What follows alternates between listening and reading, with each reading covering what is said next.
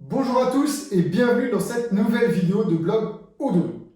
S'il y a bien une question légitime à se poser lorsqu'on se lance dans une activité, ou même d'ailleurs quand on est déjà en activité, c'est la question du statut qui va avoir un impact fiscal. Et comme on est en France, l'impact fiscal n'est pas à prendre à la légère. Alors, il y a énormément de choix différents en fonction que vous ouvriez une maison d'hôtes, des gîtes ou un hôtel indépendant. Il y a plein de statuts, auto-entrepreneurs, les micro-entreprises, EURL, SARL, SA, SAS, au régime réel, au régime simplifié de TVA, et j'en passe et des dégâts.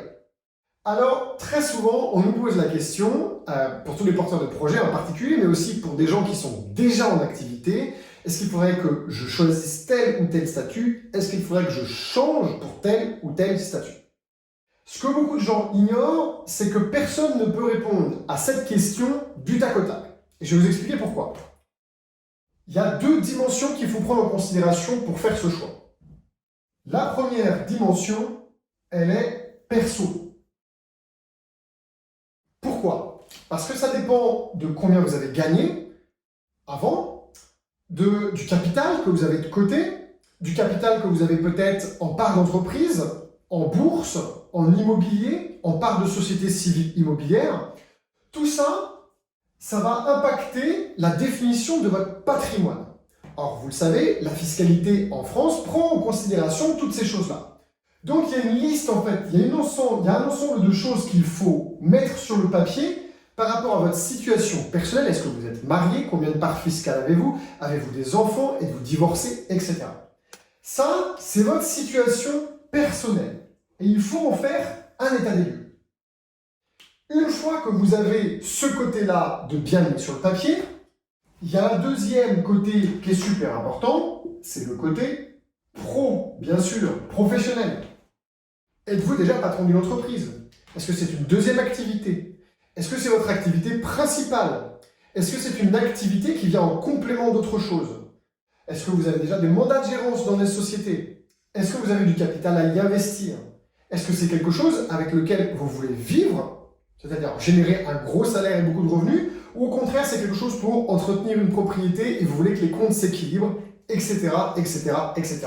Donc là, c'est pareil. Il y a plein de questions qu'il faut poser, qu'il faut se poser et auxquelles il faut répondre avant de pouvoir choisir le statut. Donc, comme vous le voyez, vous avez littéralement deux mondes et le but du jeu avec le choix du statut, c'est de trouver le meilleur équilibre, hein, on va mettre ça comme ça, une espèce de balance, entre les deux.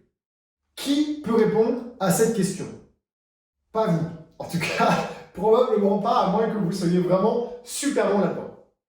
Ododo, certainement pas. C'est pas notre métier. C'est d'ailleurs pour ça que je vous fais cette vidéo. Il y a deux personnes qu'il faut aller voir, et parfois il ne faut pas hésiter à mettre un petit peu d'argent sur la table pour être bien conseillé. Il faut soit aller voir un expert comptable qui a l'habitude d'accompagner des hôtels, des maisons d'hôtes et des gîtes pour être sûr qu'il sache de quoi il parle. Et si vous avez besoin que je vous en conseille un, je vous en conseillerai un. Envoyez-nous un email ou prenez rendez-vous avec Ododo et on en parlera. Ou un avocat d'affaires. Beaucoup de gens se disent « Ah oui, mais ça va coûter de l'argent. » Oui, peut-être.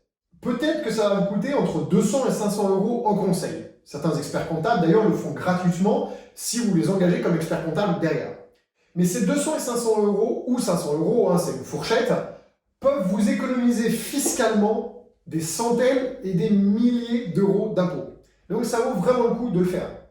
Et ce n'est pas en allant sur des forums et en allant sur des groupes Facebook et en demandant conseil à des gens qui ont déjà fait une activité que vous allez avoir la bonne réponse.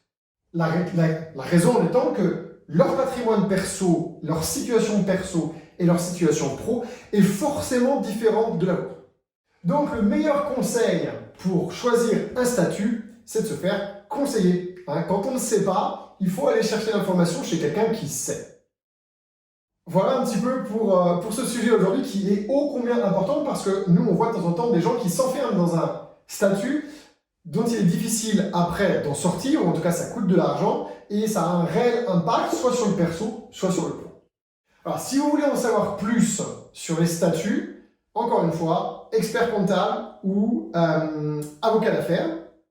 Si vous voulez en savoir plus sur la commercialisation de vos chambres, là, pour le coup, chez Ododo, on sait faire et on sera ravis de vous renseigner. Dans ce cas, je vous remettrai le lien en dessous de la vidéo. Vous prenez un rendez-vous gratuit avec un de nos coachs et on pourra explorer ensemble votre commercialisation, voir les points forts et les points faibles et puis vous guider dans la bonne direction. N'oubliez pas de vous abonner à la chaîne YouTube Ododo, c'est super facile, je vais vous mettre un visuel. Ça va vous permettre de recevoir une notification quand ces vidéos sont mises en ligne. Il y en a 2 par semaine en moyenne, sauf quand je pars en vacances. Et vous pouvez aussi vous abonner à la newsletter sur le blog pour les recevoir par email. Allez, je vous souhaite une bonne fin de journée.